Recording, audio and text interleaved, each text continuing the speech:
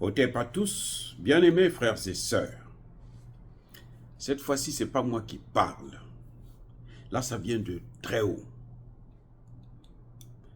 Il s'agit de Matteo Salvini. Matteo Salvini, c'est qui? Il est le vice-président du Conseil des ministres italiens chargé des infrastructures et de la mobilité durable.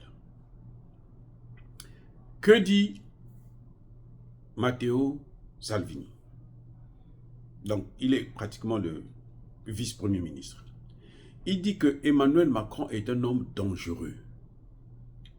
Écoutez bien. Il ajoute, il faut de toute urgence qu'il aille se faire soigner. Ça veut dire quoi? Ça veut dire que Emmanuel Macron est fou. Moi, je vous ai dit ça. Depuis très longtemps, je vous dis, il est fou. Pour dire ce que Macron dit, pour faire des déclarations que Macron fait, c'est grave. Il a pété les plombs. Il a pété les plombs. En tout cas, cliniquement, Macron n'a plus sa place, même à l'Élysée. C'est plutôt dans un hôpital psychiatrique. Et voilà la situation dans laquelle ce qui se passe actuellement entre l'Italie et la France. Question. Pourquoi Matteo Salvini traite Emmanuel Macron de fou? Eh bien, c'est simple. Parce que Emmanuel Macron persiste. Il insiste à vouloir envoyer des troupes en Ukraine. Et il demande à ce que ce soit des troupes européennes. Que l'Union européenne puisse former une armée qui va aller combattre en Ukraine contre la Russie. Matteo Salvini qui dit « Il n'y aura aucun Italien qui ira combattre en Ukraine. » Si Emmanuel Macron veut envoyer ses soldats en Russie, ben, il n'a qu'à les envoyer. Il n'a pas à nous obliger à faire la même chose que lui. Je vous dis encore une fois de plus que Emmanuel Macron est perdu. Emmanuel Macron a perdu la tête. Pourquoi? Parce que Emmanuel Macron fait partie de ce qu'on appelle puissance déclinante. C'est-à-dire une puissance qui est en train de devenir une faiblesse, qui est en train de finir d'être une puissance. Un empire qui est en train de mourir. C'est ça que la France est devenue. La France vit actuellement des dettes. La France doit plus de 3 000 milliards d'euros.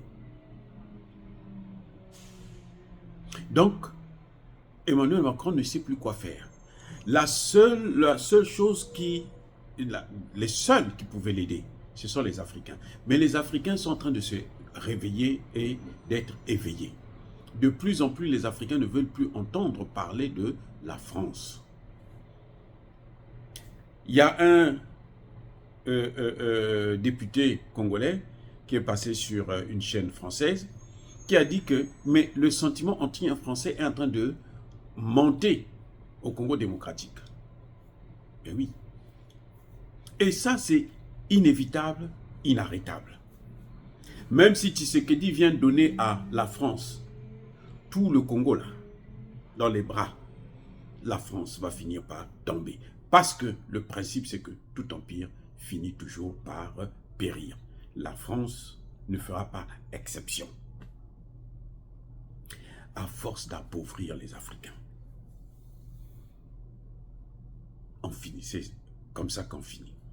La France a tout fait pour réduire les Africains en néant. Et maintenant, les Africains sont en train de se rendre compte que mais, nous avons tout donné pour cette France, et cette France a tout fait pour nous empêcher de nous évoluer. Eh bien, les choses sont en train de changer. Voilà ce qui est en train de se passer actuellement avec la France.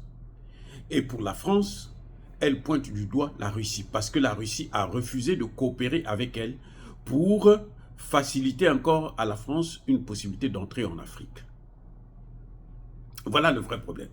C'est pour ça que Emmanuel Macron insiste à aller en guerre. C'est parce que Emmanuel Macron a sollicité l'aide de Poutine pour que Poutine puisse l'introduire, le réintroduire en Afrique, pour qu'avec Poutine, il puisse recoloniser le continent. Poutine a dit non, moi je ne veux pas de ça.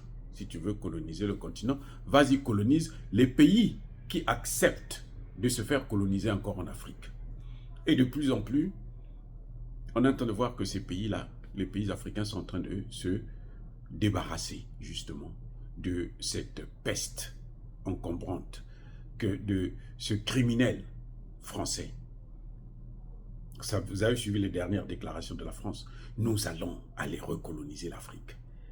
Et Emmanuel Macron ne peut pas rappeler à son ancien chef d'état-major que non, ce n'est pas comme ça. Même si on veut le faire, ne le dit pas. Ça, c'est l'arrogance. C'est l'arrogance. Et cette arrogance-là, il ne fait plus peur aux Africains. Au contraire, c'est lui qui a maintenant peur. Parce qu'ils se disent que nous sommes 4 fois plus que tout le continent européen. Notre population est 4 fois plus nombreuse. Et notre population est jeune. À 70%, moins de 25 ans. Donc, eux, c'est une population vieillissante. À 70 ou 80%. Donc, il n'y a pas photo. Ils ne peuvent plus rivaliser avec nous. Eh oui. Vous voyez, c'est ça le problème de la colonisation. Ça a tellement duré qu'il y a des pays comme la France qui ont pensé que c'est éternel. Donc, on peut faire ce qu'on veut. Bientôt, elle va finir par perdre le franc CFA aussi. Et ça, ce sera pratiquement un quart de son PIB. Près de 750 milliards de dollars que la France reçoit à travers le franc CFA. Mais ça aussi, nous allons couper ça. Même si des pays africains comme la Côte d'Ivoire, le Sénégal et autres ne veulent pas sortir de la zone du CFA, ça va venir. Ils seront obligés à prendre le train en marche parce que c'est une obligation. C'est même pas, c'est plus qu'une nécessité. Ça s'impose à nous. Voilà, donc Emmanuel Macron, tout ça, c'est ce qui le rend fou. Quand savoir que là où il pouvait aller puiser des réserves, des matières premières gratuitement, il ne peut plus le faire. Vous savez que Tshisekedi, qui est venu signer les contrats avec Alstom, il aura des problèmes. Parce qu'il faut qu'il passe par appel d'offres. Il n'a pas le droit de donner le marché à la France. Il faut qu'il fasse un appel d'offres. Et quand il va faire un appel d'offres, vous allez voir que la Chine va l'emporter. C'est pas fini avec la France. C'est pas fini. Si c'est pas la Chine, ça va être les Américains eux-mêmes qui vont dire, bon, nous on va faire ça. Tshisekedi n'a pas le droit de donner un marché comme ça gratuitement aux Français. Non, il faut que ça passe par, c'est un marché public. Donc ça doit passer par la voie légale, qui est ce qu'on appelle appel d'offres. C'est-à-dire, on demande à tout le monde que, bon, voilà, nous avons tel projet. Qui a l'argent pour venir financer? Et c'est là qu'on va voir si la France pourra l'obtenir. Ce que Tshisekedi est venu faire, c'est illégal selon la Constitution. Si les députés congolais sont réveillés, si les députés congolais veulent maintenant prendre leurs responsabilités, eh bien, ils vont bloquer ça. Et tout ça, ça rend Macron malade. Il est malade, il est fou. Il est fou. Il s'est affolé. On ne peut plus l'arrêter. On ne peut plus le soigner. Mais en tout cas, le conseil du vice-président du conseil italien, c'est qu'il a à se faire soigner. Et c'est urgent. Alors, bien-aimés frères et sœurs, encore une fois de plus, soyez bénis, abondamment bénis par le Dieu des Kémites et par nos ancêtres angélisés. Mais que tous ceux qui persécutent le continent africain, le pillent et le déstabilisent, qu'ils soient noirs, blancs, chinois, arabes, juifs, indiens, qui qu'ils soient punis, maudits, foudroyés, neutralisés, écrasés, effacés par le Dieu des Kémites et par nos ancêtres angélisés. Vive l'Afrique éternelle, j'ai dit et j'assume.